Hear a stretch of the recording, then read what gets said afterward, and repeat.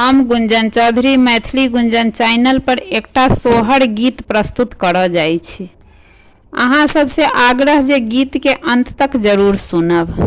हँसी हँसी देवकी नहाओला, हँसी गृह जाओला रे, लालन रे करो गए वासुदेव संसाला की काज सफल है तैरे। हँसी हँसी देवकी नहाओला, हँसी गृह जाओला रे, लालन रे करो गए वासुदेव संसाला की काज सफल है तैरे।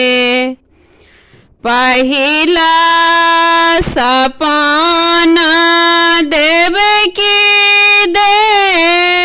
देखला, पहिला पहर राती रे, लालन रे छोटी मोटी आमुआ के गाछ फाड़े, फूल लो बुधाला रे, लालन रे छोटी मोटी आमुआ के गाछ फाड़े, फूल लो बुधाला रे।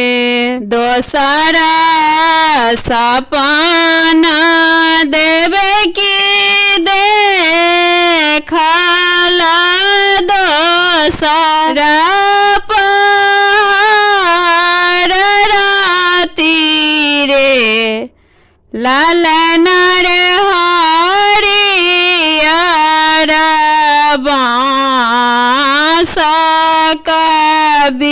बीटा फूटी काए पसरला रे, लालन रे हरियर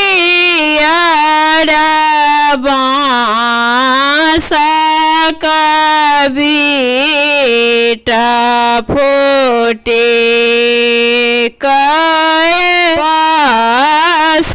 पसरला रे।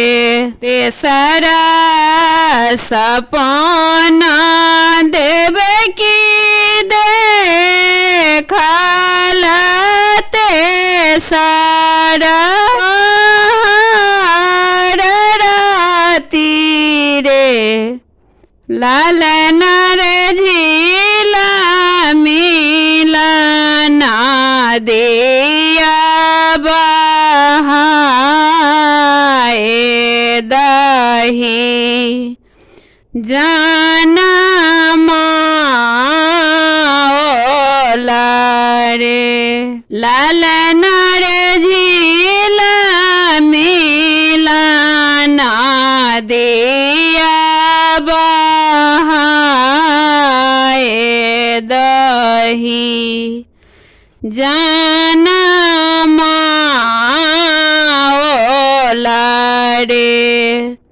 चारी माँ सपना देवकी देखला, चारी माँ पहर राती रे, लालन रे सुंदर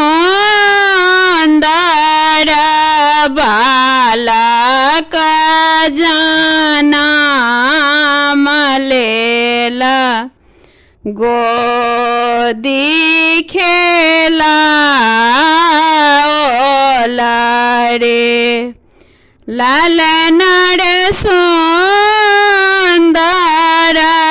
बालक जनम लेला गोदी खेलाओला रे।